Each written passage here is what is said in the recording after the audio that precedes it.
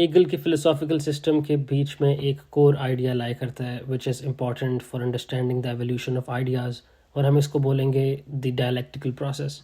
Dialectical process सिर्फ एक method for argumentation नहीं है, it is a model of reality itself.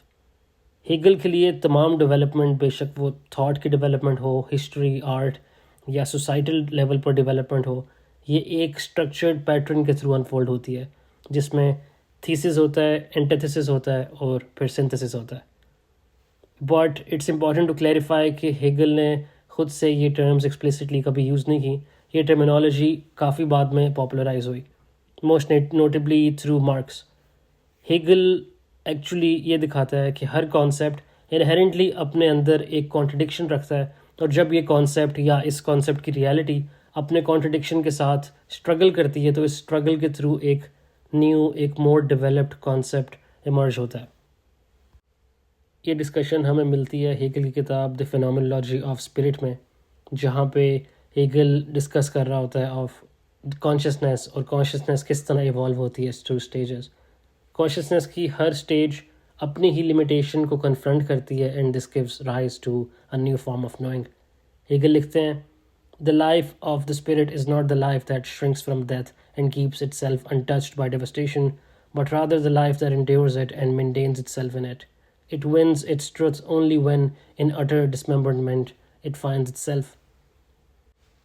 Truth कोई स्टैटिक चीज़ नहीं है, it is something that becomes real through a series of events जिसमें contradiction है, नेगेशन है, फिर इवेंचुअल रेजोल्यूशन है।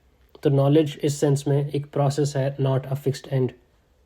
हेगल ये कॉन्सेप्ट हिस्ट्री पर भी अप्लाई करता है और उसके व्यू में world history is the unfolding of the world spirit, जिसको वो बोलता है वेल्टगीस्ट।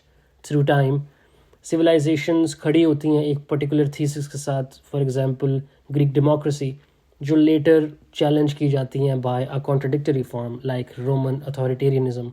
फिर उनका एक एवेंचुअल रेजोल्यूशन होता है, एक सिंथेसिस होता है which might appear in something like modern constitutional monarchy या फिर लिबरल डेमोक्रेसी, जहाँ पे इन दोनों की थीसिस और एंटीथेसिस की स्ट्रेंथ्स इंटीग्रेट होती हैं और फिर उनकी टेंशन्स रिजॉल्व होती हैं एटलीस्ट फॉर अ वाइल।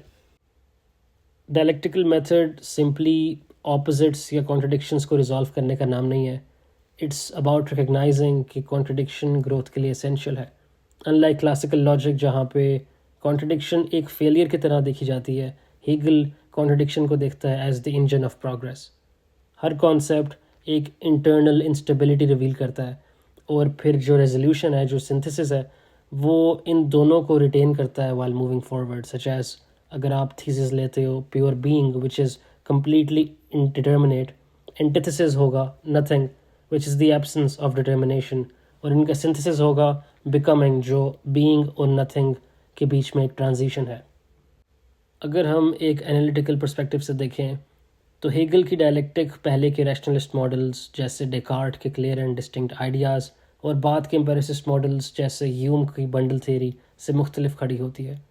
जहाँ ह्यूम ने सेल्फ को फ्रेगमेंट किया इनटू इम्प्रेशंस और यूनिफाइड आइडेंटिटी को डिनाई किया, हेगल इंसिस्ट करते हैं कि आइडेंटिटी इमर्ज होती है through struggle and mediation over time.